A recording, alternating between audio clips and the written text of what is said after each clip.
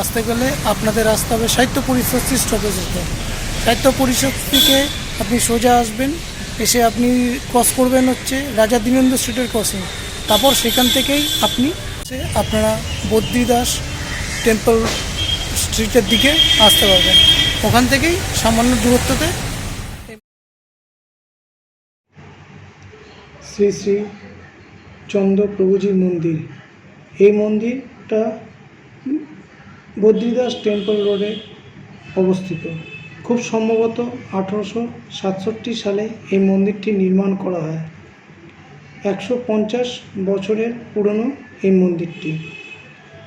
European শিল্পকলা দেখা যায় এই মন্দিরটিতে। মার্বেল পাথর দিয়ে সাজানো এই মন্দিরটি। দুটি সিংহ মূর্তি দেখা যায় মন্দিরের সিঁড়ি ওঠার সময়। বেলজিয়াম গ্লাসের ঝাড়বাতি দেখা যায় এই মন্দিরটিতে। রং বেরঙের ফুলের বাগান দিয়ে সাজানো এই মন্দিরটি। বেশ কিছু পুরনো দিনের লোহার বেঞ্চ, ল্যাম্প, লাইট পোস্ট এগুলো রয়েছে এই মন্দিরেতে।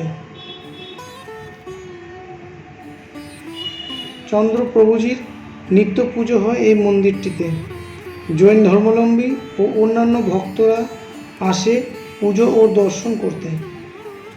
150 বছর পুরনো, তাই এই মন্দিরটি হেরিটেজ প্রপার্টির তকমা পেয়েছে অনেক দিন হলো।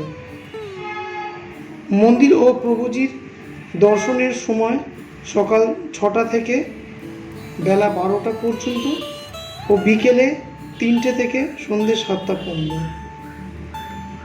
মন্দিরের বিবরণে কোনো কিছু ত্রুটি যদি থেকে থাকে আমাদের অবশ্যই কমেন্ট করে জানাবেন।